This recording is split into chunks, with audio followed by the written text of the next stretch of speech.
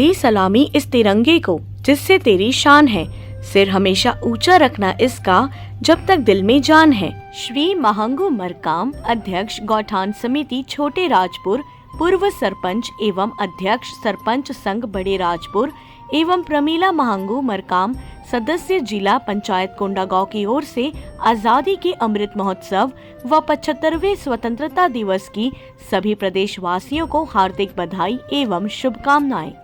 विनीत श्री महंगू मरकाम, अध्यक्ष गौठान समिति छोटे राजपुर, पूर्व सरपंच एवं अध्यक्ष सरपंच संघ बड़े राजपुर एवं प्रमीला महंगू मरकाम, सदस्य जिला पंचायत कोंडागांव।